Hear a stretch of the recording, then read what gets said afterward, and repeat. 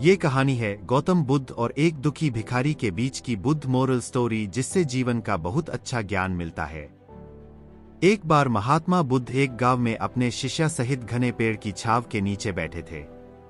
आसपास के गांवों से बहुत से लोग अपनी मानसिक समस्याएं लेकर महात्मा बुद्ध के पास आ रहे थे। महात्मा बुद्ध उन सब की मानसिक परेशानियों का समाधान देते। सब लोग धुशी धुशी अपनी समस्याओं का समाधान पाकर वहां से लौट रहे थे। वहीं से कुछ दूर बैठे लोगों को बुद्ध के पास जाते देख एक दुखी भिखारी अपने भाग्य को कोसता हुआ यही सोचने लगा कि अभी कुछ देर पहले तो ये लोग दुखी मन से मुंह लटकाए उन महात्मा के पास गए थे, और अब इतना खुश होकर कैसे वापस लौट रहे हैं। आखिर माजरा क्या है, जरा मैं भी जाकर देखूं कि वो महात्मा ऐसा कौन सा खजाना बांट रहा है इन लोगों को। वे इतने प्रसन्न हुए कि उनके चेहरे लाल हो गए। जब वो दुखी भिखारी कुछ नजदीक गया तो उसने देखा कि ये महात्मा तो लोगों को प्रवचन देकर लोगों के दुख का निवारण कर रहे हैं।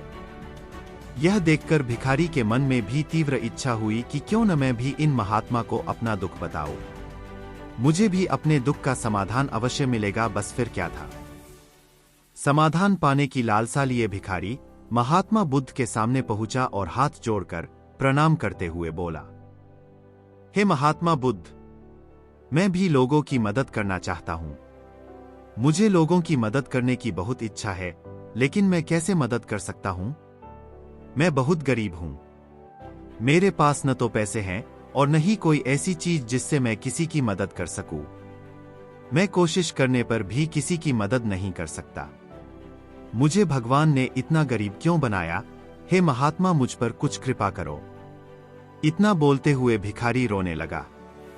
महात्मा बुद्ध बोले, आप बहुत अज्ञानी हैं, क्योंकि आप अभी तक इस भ्रम में जी रहे हो कि तुम्हारे पास कुछ नहीं, जबकि दूसरों को कुछ देने के लिए तुम्हारे पास बहुत कुछ है।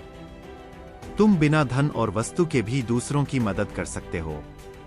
तुम्हारे पास जुबान है, जिससे तुम मीठे शब्द बोलकर किसी के दुखी चेहरे पर मुस्कान ला सकते हो। इन्हीं शब्दों की ताकत से तुम किसी के भी टूटते हौसलों को फिर से मजबूत कर सकते हो। इन शब्दों की शक्ति से आप किसी के भी मन में सकारात्मक विचारधारा के बीज बो सकते हैं और उसे गलत रास्ते पर जाने से रोक सकते हैं। तुम्हारे दो हाथों से किसी भी कमजोर या लाचार व्यक्ति की सहायता कर सकते हो। आपके दो आंखें किसी अंधे को रास्ता दिखा सकती हैं। तुम किसी के लिए दुआ कर सकते हो। यह हो सकता है कि उनके बुरे काम फिर से हो जाएं। आप किसी के अच्छे स्वास्थ्य की कामना कर सकते हैं, लेकिन अज्ञानतावश तुम अब तक इस बात को समझ नहीं पाए और इस भ्रम में अब तक जीते रहे कि तुम्हारे पास मदद करने के लिए कुछ नहीं। किसी की मदद करने के लिए धन और वस्तु का होना अनिवार्य नहीं है। बिना धन और वस्तु के भी हम कई प्रकार से लोगों की मदद कर सकते हैं। महात्मा बुद्ध के ज्ञान से भरे ये सुंदर शब्द सुनकर भिखारी के चेहरे पर मुस्कान आ गई और वह खुशी से झूमता हुआ वहां से चला गया। इस बुद्ध मोरल स्टोरी से हमने क्या सीखा?